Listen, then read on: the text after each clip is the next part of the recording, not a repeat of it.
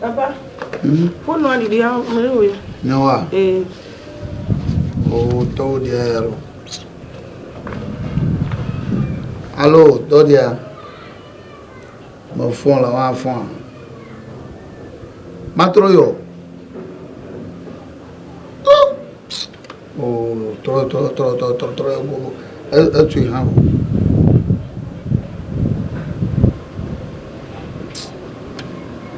Yo me se ko ga nu buburu.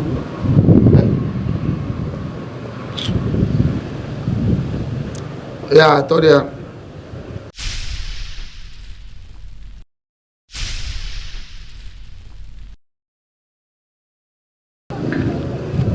Allo?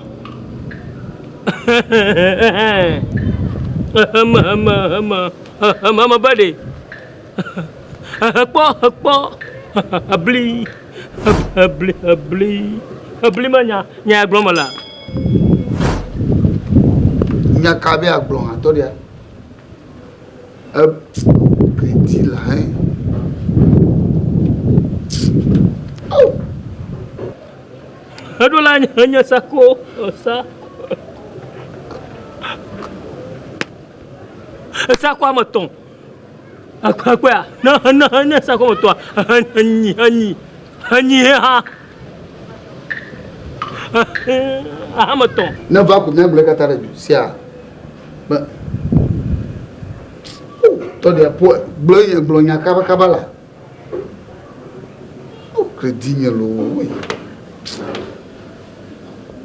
Baraka. Awude to dia won to poku e jo gama le kwa mu. Le ke mi ogi. Mi o wuli ko. Ade ku ya dal. Ha? Oh. Oh, ponya po de ditenya mu. Oh, agbo ganya re vie. Oh. Nto yi masa ganya manyu da. Tori agara ba nya glome. Mo seba amini ke vonolo. Ta mama bade. Oh, amanya gaga. Manya ka glomolo. Ama globa aga ka.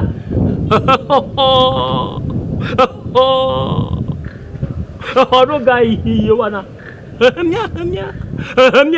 Hamnya dede. Yo to dia merci. Achon alo. O crédit nya la hein. Yo merci akpa. Wana va kware. Na de oh. Yo mereka ko de. Tamaba. La fama. Mama.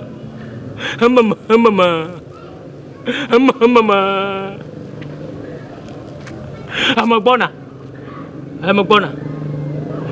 Ayo. Yo na va ko mi agbole kata. Sia. Mi agbole kata. Malapa to ya mali. Yo bye bye. Oh. Yo mereka ko ada do ba yo ama. Ha? Obo. Bon, gaya fo mama na ga. Si tu l'as comme le crédit que tu couvres, bien sûr, il faut que la femme a coto. Ah! Oh non.